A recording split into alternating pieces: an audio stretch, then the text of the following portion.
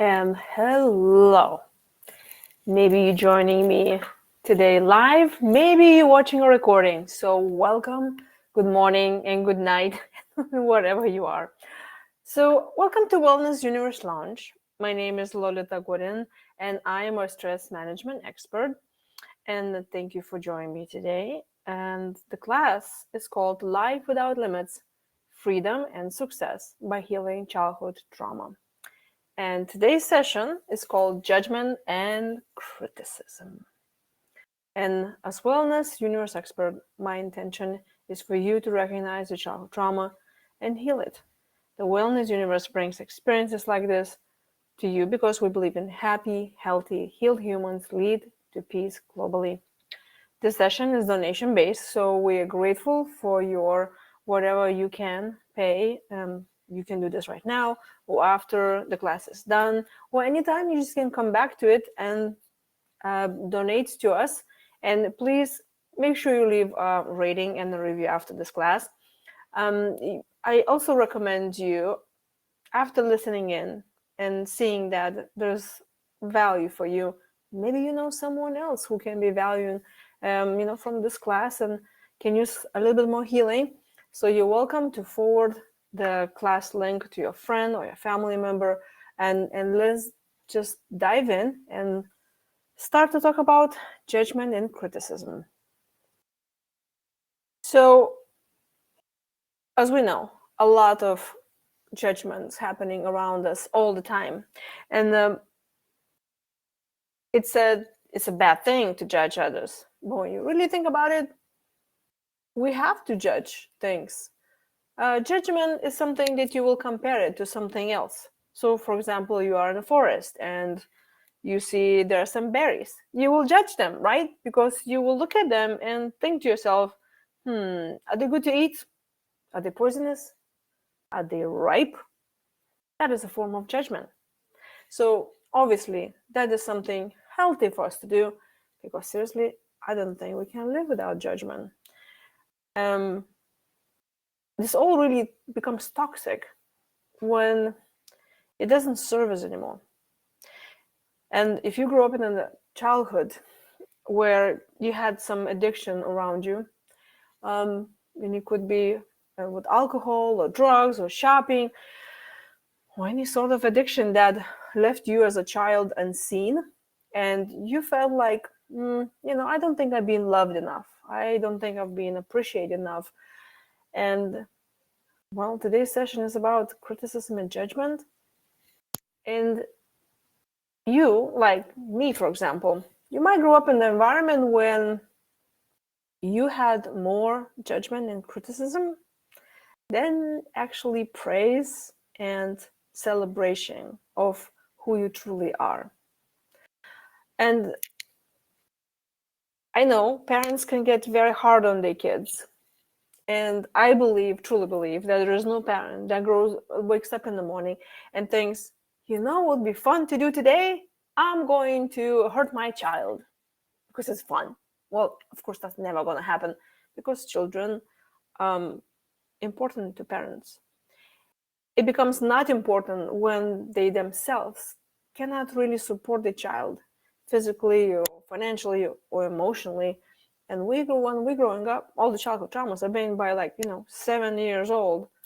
So if the parents themselves are still in the same state of maybe they don't feel secure emotionally or financially, or there are other problems in the family like addiction, they will not be capable of being the fully there for their child.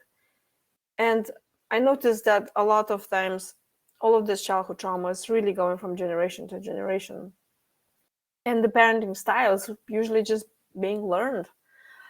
I grew up in a family that criticism, it was not of a good kind per se. I do understand when the child is trying to do something and the parent guiding them and saying, you could do this better, and that's what it is, and that's how you can learn it.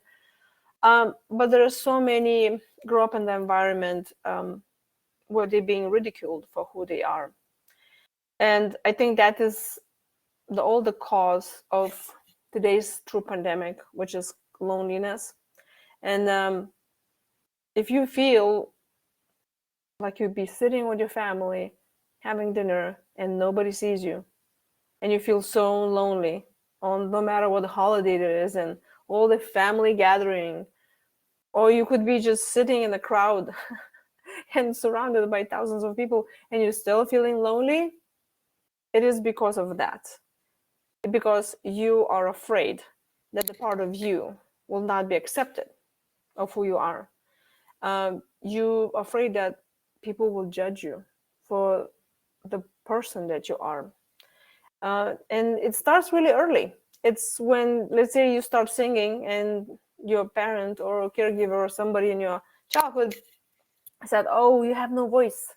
Just shut up and sit down." That part of you, you will tuck it away so nobody sees it. Why? Because you want to please people, right? It all goes into the survival, where you really need to make sure that you will not offend anyone, you will not step on anybody's toes, they will accept you, and since it's all survivalism, you will be eager to kill yourself in order to survive. Yeah, I said that. It sounds really bad, but that's how it is, because we want to be belonging to the group. And especially that acceptance of who we are from parents or caregivers for the authority in our life, it is so important. So that judgment and criticism, it is a very, very big deal.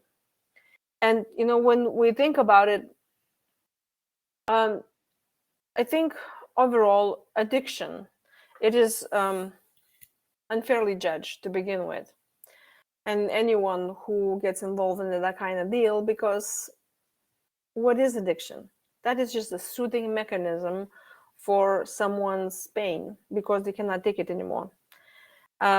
We naturally will try to preserve ourselves, so we will do things that's actually causing pain in the long run, and causing pain to others around us, and damaging family units. And there's nothing new that I said, right? There is so much of judgment of how do you look in the environment, how the social, um, how the society is, someone is accepted when they have an addiction. And so the children, like for example, when I was growing up, my dad was an alcoholic, so as other kids in the neighborhood had alcoholic mother or father. But the thing was, we would not talk about that. We will act like totally nothing happened. And even right now, up to, my goodness, 25 years now, when my dad is, not drinking, and we act like nothing happened because of that shame, that came with that addiction. And so when I was growing up in the family where it was shameful to talk about that, like I feel ashamed to talk about my dad, or how scared I am when I'm coming back after school. I'm afraid to go home because I am just kind of afraid to even go and see what state my dad's going to be in. That was shameful. That was shameful to tell somebody and say, "Oh, yeah, my dad is drinking, so I know I'm afraid to go to school." No, you're supposed to be brave. You're supposed to do right, and you're just supposed to just carry on like nothing absolutely happened. Yeah, you have to be very courageous. And I remember when the neighbors will call at the door, and I will open the door, and there will be some kid saying, "Hey, can you move your dad from the entry?" Like, we barely can, like, it's an obstacle. We have to step over him in order to get inside the building. Now that's very shameful. I felt guilty of not being able to help my dad. Or I was ashamed that people will look at me like, "Oh, I'm the daughter of this alcoholic," or, "Oh my gosh, I mean, look at her, she's struggling with her drunken dad." That was so shameful, and I was so afraid of judgment, because naturally I saw that people were looking at me, and the neighbors were talking, whatever. And you know that if you will be judged, then you will be excluded of the group. You'll be laughed at. And of course I was bullied, like a lot of kids usually do. And I was just so timid and trying to please everyone. I just was afraid of conflict altogether. So when it comes to addiction and the children that grew up and surrounded by that addiction, is just really unfairly judged because I never wanted to be someone uh, with the oh yeah that's whole that's Lolita, her dad is alcoholic. I don't think anybody would want to be called that way. I wanted to be called like, oh, Lolita, she sings well. Oh, like Lolita, the writer. Oh yeah, I know. But there's a lot of times it was like, oh yeah, her dad, the dad that always just passes out here before enters the building. Yeah, that's her dad. So obviously that was not a fun experience at all. And I didn't want it to be judged for that. I didn't want it to be compared to that image. I wanted to be seen for who I am. So it was very difficult, and maybe you can relate, where now that I am not seen for who I am inside the family, I'm even afraid to show myself of who I truly am, because I know being me, I'm not going to be accepted. And on top of that, I felt ashamed of being myself, one of my parents. But all of this shame and guilt was outside my family as well, because I've been judged and seen for not who I am, but who my dad is. And there is this also guilt of thinking I couldn't change that. I couldn't change the people's opinions about me. I couldn't change my parents' opinion about me. And so there is this hopelessness that really can come from that kind of situation. And obviously, there are lots of things that we can do about that. But when someone grows up in that kind of environment, will carry on that judgment and judging itself and all of that criticism into the world as an adult. And that will totally make such a huge dent in any relationship with any other person. Anything that has to do in the work environment, or having a relationship, a friendship, or a partner or intimate relationship, that will be just so scary to actually be in a position there where you know that people will be looking at you and judging you, not for who you are but where you came from. You'll be judged from somebody that you grew up with, your parents, your caregivers. So I want to that you will take a moment and really evaluate what kind of environment did you grow up. That comes to were you judged a lot by your family members, especially those that were struggling with addiction, or were you someone that they didn't even see it, no matter what you were doing? And I know I grew up in the environment. The neighbors, they had the twin boys, and um, one of them will always misbehave because he wanted to get that attention somehow. And so not it's like, okay, well, I had a parent that was very judgmental and criticizing me all the time, and all the eyes on me, and then no matter what they do, it's never good enough. But then you have the total extreme of when the parents or caregiver or somebody or the authority who you really cherish and love would not even pay attention to you at all. So basically, the end of it is still the same. You didn't get your needs met. You were not honored for who you are, and you may grow up being a workaholic and being trying to get the perfection in anything that you do. So just think about it. Were you judged and criticized when you were a child, and by whom? And I invite you to do a little exercise, something you can write it down. So write it on a piece of paper, and I love writing on a piece of paper because then really your mind kind of focuses on that, what you really need to do. And a list of, on the left side, list all the people that they were influential in your life, that you still remember, that their opinion mattered to you. They were some sort of authority in your life. And then on the right side, write what is supportive of you, what they're criticizing you all the time. Maybe they were judgmental towards you, whatever what you're doing, no matter like what you do, how you speak, what you wear, what you eat, what you think, your goals, and just make that list of really identifying the people that made a lot of difference in your life and what their point of view of you were. Because the more people that you have in your life that criticized of who you were, judged any move that you make, uh, more workaholic and perfectionist you will become. And when I have clients and I do one-on-one coaching as well, I have clients who come to me and they say, no matter how hard I try, just never enough, because I still hear that voice inside my head that keeps on criticizing me and judging me for whatever what I do. So obviously, that kind of environment can it's just you become perfectionist. And I did already a class talking a whole hour all about that, how I can help you with that part. So you're welcome to go into recordings and check out that lesson. So when you grow up, or someone that grows up in the environment where they're constantly being judged and criticized, uh, it becomes such a pattern, especially if you did not hear good words about you. You were not honored who you were. You were not appreciated. Your talents were, it didn't matter at all. You will become very sensitive towards those things. So, like, for example, for the longest time, and probably still now, at some point, I still afraid of criticism. I don't want to hear judgment, because when somebody is judging me, I immediately think, what are you saying, that I'm not good enough? Like, am I still not good enough no matter what I do? That's what the criticism, I take this as an attack, and I immediately go into, defend myself. uh, because I'm just got used to the constantly paying attention.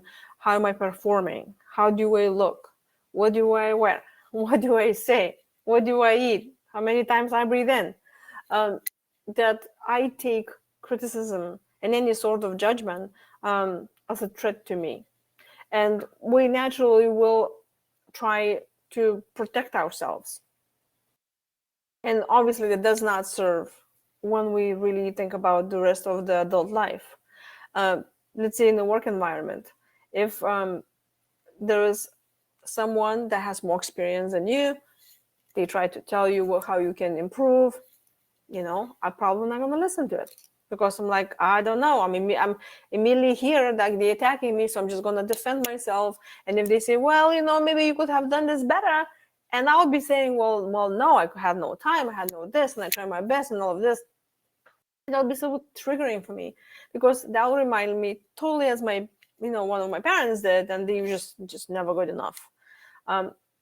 What comes to personal relationships, judgment and criticizing about something small can ruin the relationship, or at least ruin the nice evening or whatever you're doing.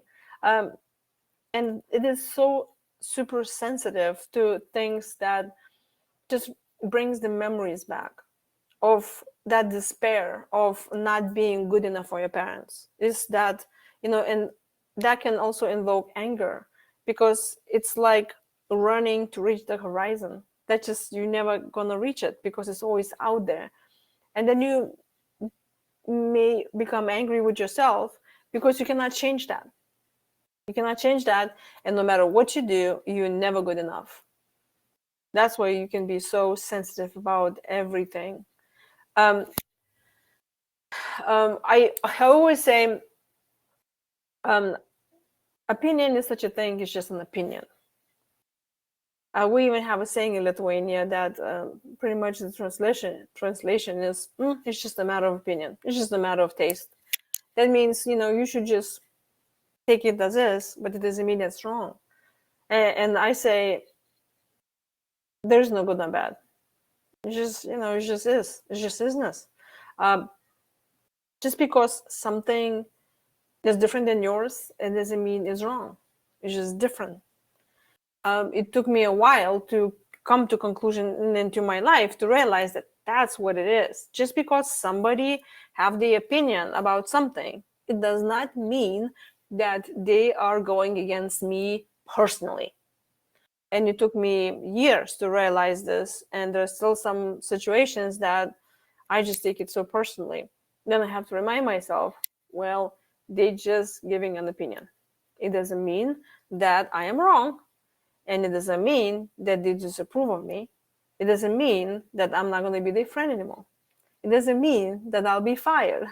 It doesn't mean that I'm not going to be paying mortgage anymore because I have no money. It doesn't mean that I'm going to be homeless. It doesn't mean that I'm going to die. Really, everything goes into survival.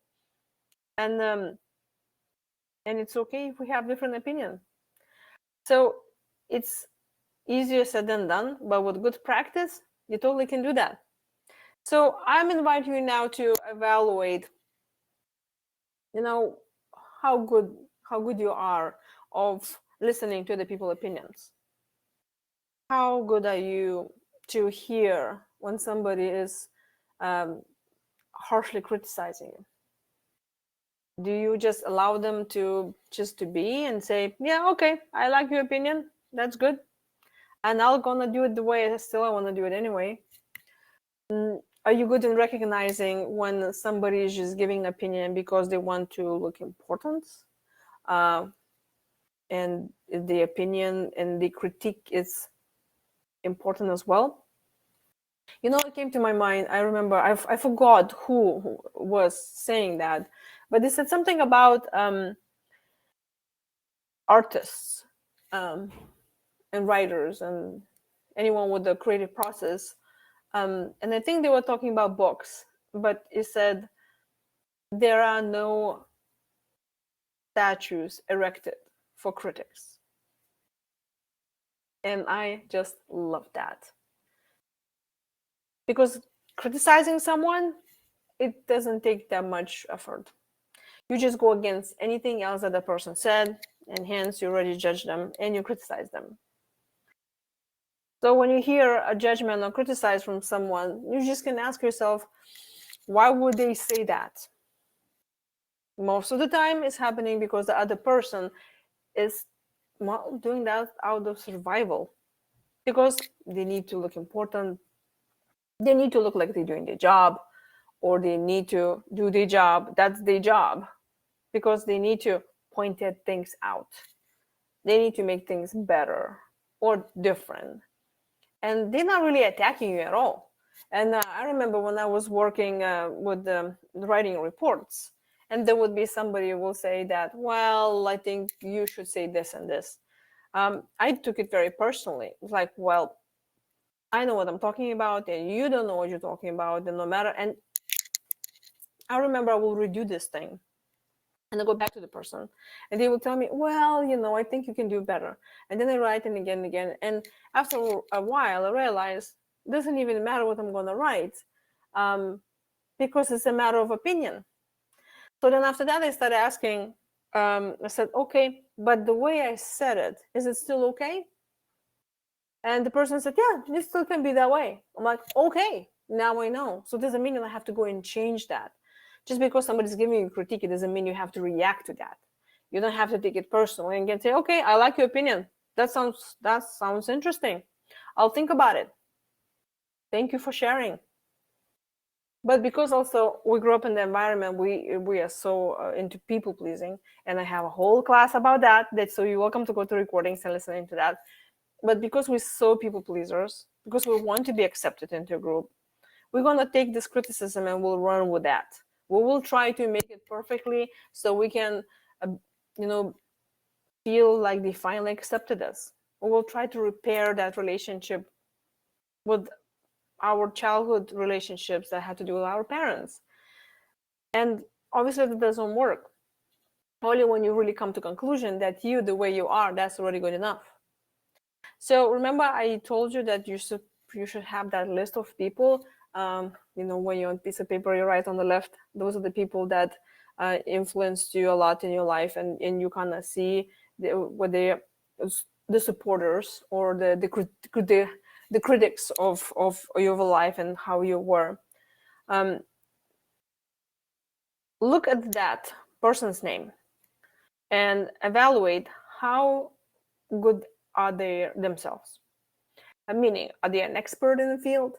Because let's say you work on a project, and somebody tells you how you need to do it, but they're really not an expert. it makes no sense to believe that whatever opinion they have, you shouldn't do anything about that. Maybe you can think about it and, oh, that's a great opinion, let me think about it. But most of the time, you probably shouldn't even believe someone who doesn't even have an experience. Like, for example, a dentist probably not going to tell you how to cut the hair.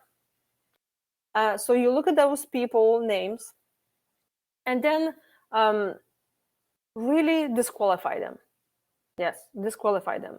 And especially when somebody's giving you an advice on something that they don't even know how to do themselves. I laugh, I say, never take a dating advice as a single person looking for someone from a friend who's married. Because they're not in that situation, right? They can give you all the advices that they want, but they're not in the situation. They don't know what you're going through. You don't know, how things work. So the same works with the family members, the environment that you grew up as. If there was a teacher, first look at this as, okay, how qualified they are. And then have compassion towards that person. Ask yourself, why would they behave that way? Many times, what happens is everyone wants to be seen and important, especially the authorities in our lives, the teachers, the parents. When you think about it, they are children themselves inside, that they need approval as well. So it could be like your one coworker, your supervisor really wants to, like, just criticizes everything you do.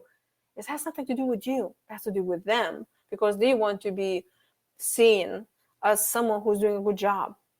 And I think that is very seen in the workplace environment, between peers, or someone who is an older generation and they just terrified of a younger generation because they know they already ahead of a curve because there are new technologies, new things. But then they criticize so much and judge the younger person because they are afraid of losing their own job. So when you start looking, why is that person was so judgmental towards you? You should come up with some sort of answer why that happened. It is very important to separate those people who were doing it just well because they just felt like they need to feel important in their opinions, to those who actually meant a lot to do with your development and they meant well, and they were telling you and teaching you how maybe better could be in your life and giving you and equipping you with tools. And obviously, whatever works for them, it doesn't mean it's going to work for you. But it's very important to recognize that there was no malicious thing. Now, when we're talking about very toxic relationships with violence, could be physical, emotional, or whatever violence, where you did not feel safe at all, now that is just violence, purely violence. I don't think anybody who will inflict you pain could be called someone that you need to look up to, and you should even think about them as an authority. So you disqualify that person. You even can have a conversation with them. And I invite you to look at that list of people, especially those that they were criticizing you a lot and they were judging you a lot, and you feel so insecure when you think about them. If those people are still alive, you maybe can have a conversation with them and tell them how you feel. If you're afraid to do that, you just can write a letter. Or I like one of the practices I love. Imagine that you just sit somewhere by yourself, so you will not be disturbed, and you just can let emotions out. And imagine that person comes to the room, and you just can tell them how you feel. And you just tell them, I don't like how you made me feel. I don't like that you were criticizing me. You do this and this and this and that made me feel this way, this way, and this way. What you're doing in that situation is that you're having this conversation and you're allowing all of those emotions come out. And when you have your emotions come out, then you can label them. And then when you own them, you can let them go. More than this, because you will take this exercise and you will give yourself time to heal, you are showing up there for yourself. You're standing by your own side. You do not abandon yourself. I talk a lot about abandonment and fear of abandonment in one of the first classes. Again, please go look at recording. And we have only a few classes left in this whole course, so there's a lot of things that I already touched on base, and more exercises, all of that you can work on. So I will be referring those if it's already recorded that. And so yeah, talk with those people, and write a letter. You can, if you don't feel like I don't want to talk about that, write them a letter, and then don't send a letter. But it will help you to let the emotions out. You will honor yourself. More than this, you will look at the situation with an adult eyes. And I'm inviting you, when you're in that situation or remembering something that's very painful, or maybe you've been dishonored, not appreciated and criticized, you as an adult look at your inner child, that child that was scared and feeling not appreciated and left out and all of, and lonely, and just give that child a hug and say, you know what, I'm here for you. I'm an adult now, so you can come with me. You don't have to do this anymore. You're fine. And then give all the compliments to yourself. I love the Marissa Peer meditation, I Am Enough. And I'm not associated with her at all, but she helped me a lot, that meditation, just to listen every day before I went to sleep. Well, you pretty much, you're giving yourself a compliment. And you're acknowledging yourself. That again is very powerful, because you're showing yourself that you're honoring yourself. You're giving yourself praise. You're giving yourself credit. You're giving yourself the acknowledgement, what you always crave from the authorities into your life. So there, identify people that were criticizing you, and then disqualify them, or have enough empathy for them, and let those situations go.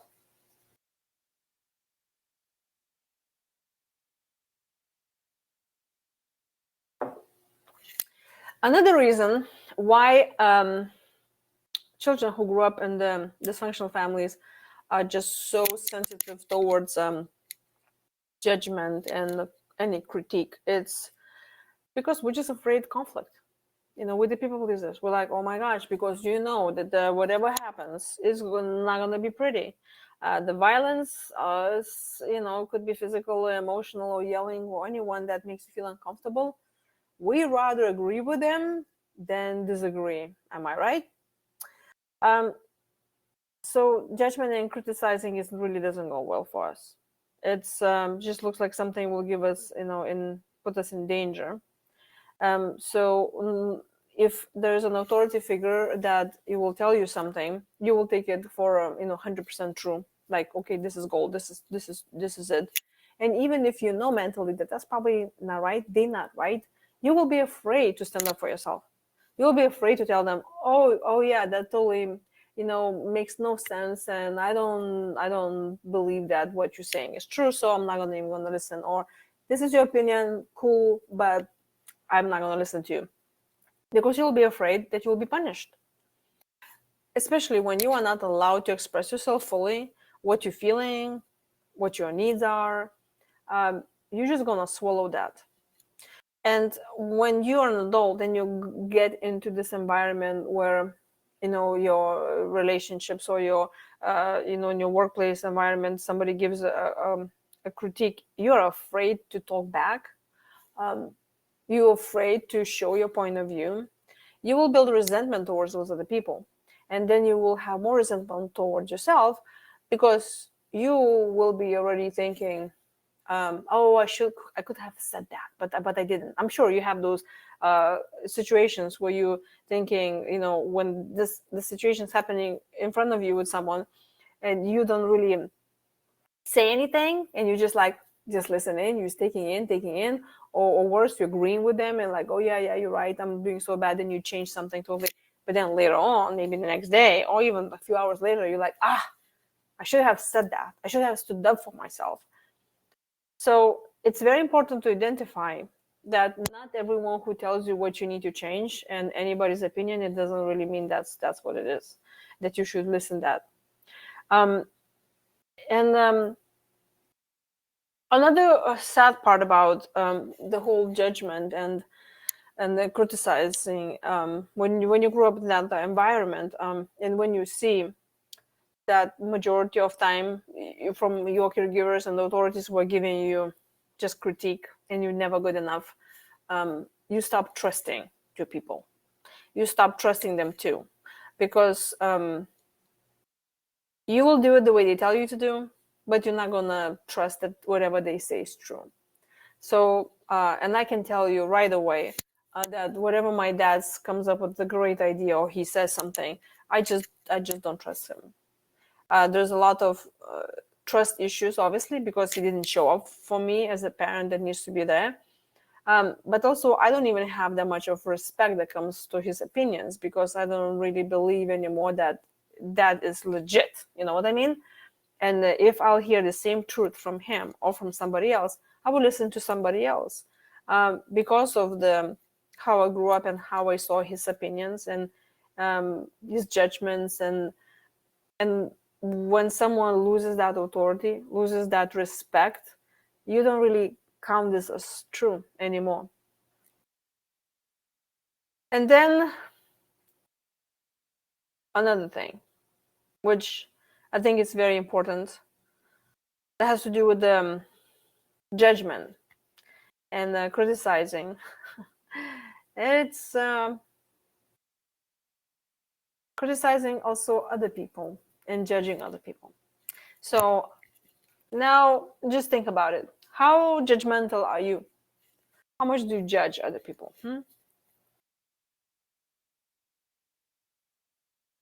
Well, I grew up in an environment that judging other people and criticizing them is a normal conversation.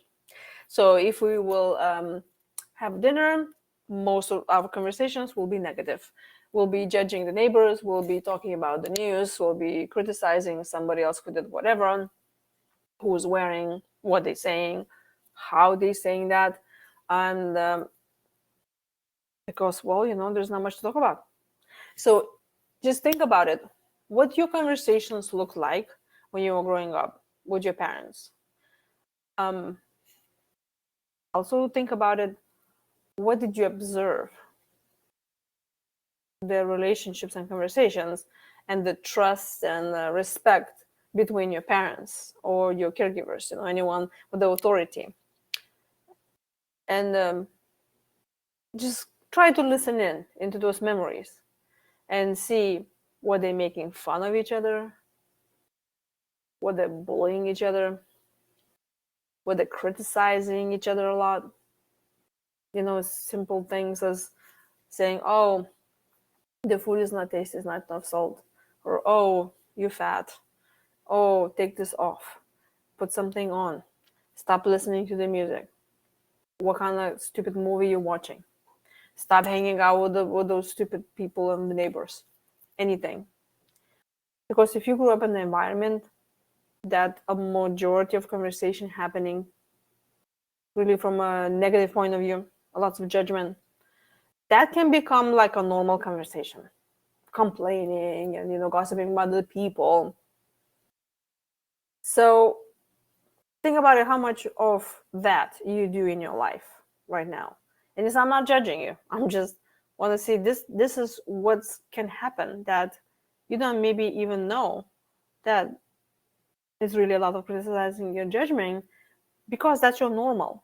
It's kind of like feeling pain means love.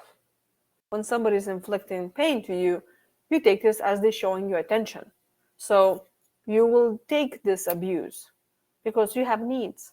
It's like, when you're thirsty, you are going to drink poison water because you need to meet your needs.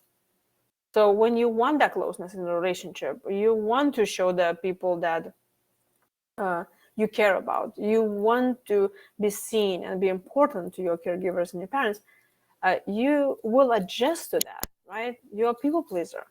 If they're talking bad about somebody else, you're gonna be just talking about them the same, even about your best friend. That's why there's a lot of the triangulation, right? Like the two people talk about bad about the other person, and those two come together talk about the other person, and it's the dynamic is just so toxic. But that's how by judging the third person, those two find something in common. They feel they're more safe because they bond over something negative that has to do about them. And I read somewhere it says that the most influential speeches were then drawing a very big difference between us and between them. So when the speaker agrees with the audience about some enemy, those speeches are always better comprehended, and the audience always agrees with the speaker, because there's this judgment, there's this criticizing somebody else. Then when you say that person is worse than me, it makes you feel better.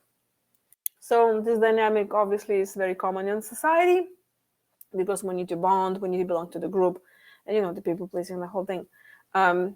But that can influence your life. So think about how much of judgment do you yourself do.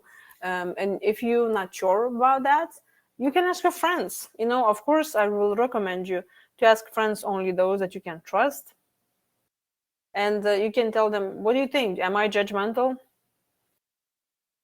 Do you see that I criticize a lot? And then see what your patterns are. So when you find those patterns, then you can change it. If you get specifics, that's even better. Then you just can write it down, and then work on that. So there's another part that I think that's bad, and I just made the judgment. Well, it's definitely toxic. It's not that when we, in addition to that, we talk very judgmentally and criticize the people. One person that I think causes the most damage, that you criticize and you judge, is yourself. Yes. Because you're abandoning yourself. You're just leaving yourself in order to fit in. And that's also, it's very normal to you. So if you grew up in an environment where you were constantly criticized and judged, yes, you're going to have the same voice inside your head that will constantly judge you and criticize you. And that's what we say, oh, the parent figure always talking to you, and you're late somewhere, and then you already hear it in your mind, oh, come on, hurry up, you're always late. And that's how important to talk back to that voice and say, okay, well, I'm not late, I'll be fine. Or even if you're late, like, okay, well, nobody will die, or whatever, something, right? That you can talk back to that voice. It was a huge discovery for me when I heard that someone who grew up with the addict or a narcissist, which addicts behave very, very similarly as narcissists do, the child in that environment will behave narcissistically, abusively, like that with themselves as well. So when you talk, you talk bad about yourself to yourself. You grow resentment towards yourself as well. You may become angry with yourself because you're not performing well enough. Maybe you don't want to feel something. Maybe you have needs that you tell yourself you shouldn't have, and then you still want to drink that water. Then you can feel guilty and ashamed that you want to drink that water. You can totally deny your needs. And and that list just keep on, can go on, really. And again, just pay attention how you behave with yourself. Do you reward yourself? Do you give yourself a slack? Do you tell yourself, like, it's okay, I'm doing the best I can? Or you constantly criticizing yourself for every little thing? And start a diary. Write things down, and try catch yourself. How is that you really talk with yourself? And catch yourself how you also talk with other people. Only when realizing your patterns, then you can change them, right? So here are a few exercises that I think that can help you. So you can reflect on your triggers. So what specific situations or type of criticism that tend to trigger your sensitivity the most? You write them down and reflect on why they have such a strong impact onto you. And this is where that list, remember that we did about just looking at people that were influential in your life, and what did they say? Because maybe you get triggered with somebody criticizes how you walk, for example, and if somebody says, oh, straighten up, get your chin up while you're walking, like a hook, and that could trigger you a lot. Well, because you probably had somebody in your life when you were growing up that they continuously were getting on that. They will constantly hit your back and say, straighten up, straighten up. So this trauma just continuously sitting there, right? And so write it down, your triggers. When something happens, pay attention. Why is this triggering you? Where is this really coming from? And just write it out, or talk it out, or go to a therapist, or hire a coach that we can talk about that, and create new tools, how we can implement a habit, and what we're going to do next time when those triggers happens, and how to manage stress that is around that. Then I will recommend you to question the reality. And we judge, I know this about myself. I am so hyper vigilant that I have a tendency of catastrophizing things. Yeah, like something happens and I'm immediately thinking, oh my gosh, this is the end of the world. I am late 5 minutes. I'm gonna get fired. They're not gonna sign up the contract, and all of the things. But it's very important to realize that a lot of our thoughts really not real, and we are always preparing ourselves for the worst. That's also common from childhood trauma, because you prepared to always face the worst. It's better for you to prepare for the worst than think about better things and then get disappointed. And if you're an optimist in some things, you already went through that pain when you were expecting good things happen to you, where you were expecting that something will show up better this time, or you even gave a chance for this to be better, but they still failed you. And so it's very important to see what is really happening. I think that's why it's very important to act on things maybe the next day when you already slept over. Or it's like, okay, now it's settled in your mind, so you can judge properly and do not get overwhelmed and making way too hasty decisions that actually can really don't benefit you later. So the questioning the reality is when you feel criticized or judged, ask yourself, is this feedback truly about me? Or could it be reflecting the other person's feelings or circumstances and opinions? Remember, I told you. Just because he's saying that, it doesn't mean that is true and you should act on it. And so this can help you to distinguish between constructive criticism and misplaced negativity. There's also, well, believe it or not, other people also have childhood traumas, and some of them maybe not feel, like they worthy enough. And they may say something to you just to hurt your feelings, because that will make them feel better. Or they even want to punish themselves or feel angry. They don't know how to act and how to behave or manage their emotions. So they can, be aggressive even and say things that they don't even mean. So take it with a grain of salt. It's like, well, is this really true? And if you are in a conversation with someone that they criticize you a lot and they hurt your feelings, or you feel like, okay, this is getting me all fired up and this is triggering me, you can just ask them, like, I hear you saying this. Is this, you mean this? And they may say, no, that's not what I mean. I mean maybe a totally different thing. Or if you think the worst immediately and they explain to you, like, no, I don't mean you're gonna get fired. You just didn't, meet the deadline. Next time, meet the deadline. So that clarification is very important. And it's very important to have enough courage to actually ask the other person and say, this is what they mean. This is what I think you said. Am I right? So communication is good as well, because you show that the person that you also have your own mind, and you also can stand your ground, and you can have a conversation with them, and you can talk things through, and maybe you can even prove it that whatever you were thinking and whatever action you were planning of taking was much better than the other person.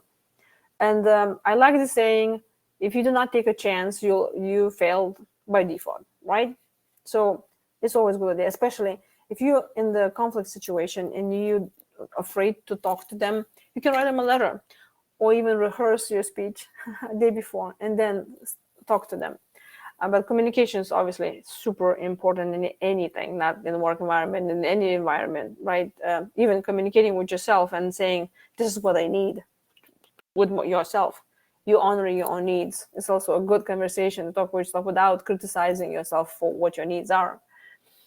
The next exercise that's also is very good is to reframe your perspective.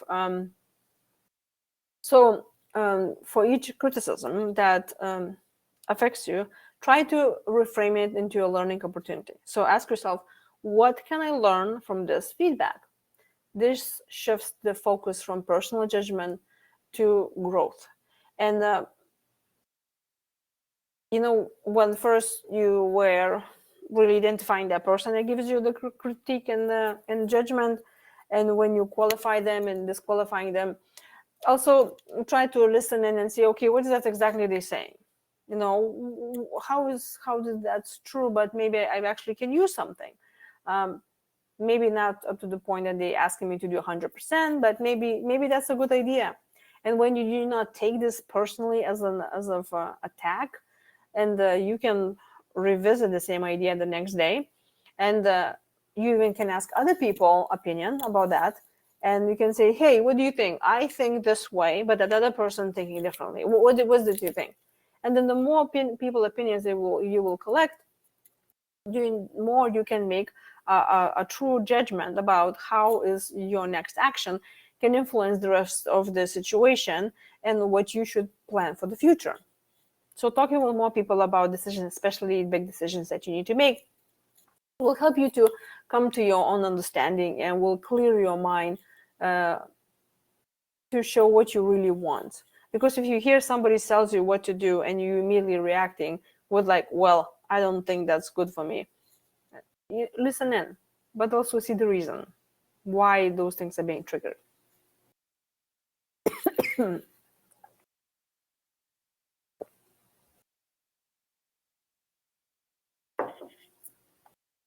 Okay, the next exercise, and it's not necessarily that you need to write, this is really happening in your mind, is practicing self-compassion.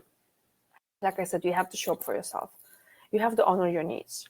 So you can write it down things, or you just can tell yourself compassionate responses. Well, when times when you're being criticized or judged by others, or you're by yourself. Just really look into how bad is it? Are you always like that? Like somebody says, well, you're always late. Then ask yourself, am I really always late? Always? Excuse me. Probably not. So then remind yourself of your strengths and the progress that you already made in understanding and managing your sensitivity. We have a tendency of not giving enough credit to ourselves. The first classes that we made for this Life Without Limits, I asked you to write a list of your accomplishments. So when you feel criticized by others and you feel like, oh my gosh, I just never can do good, read that list to yourself and remind yourself that you're doing an amazing job already.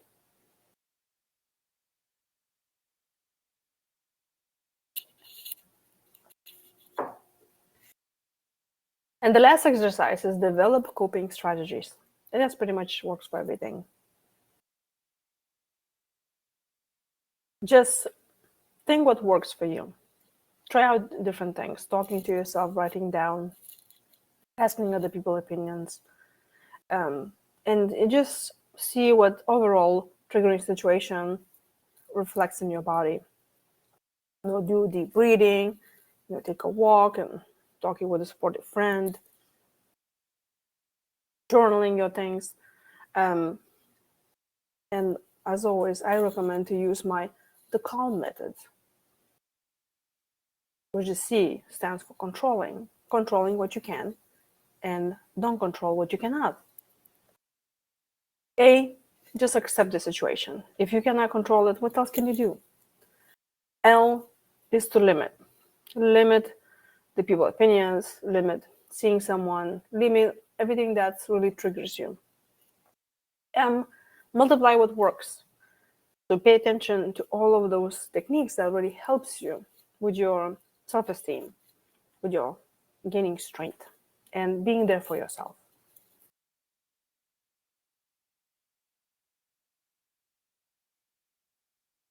And it's very important to know that we should not take ourselves so seriously.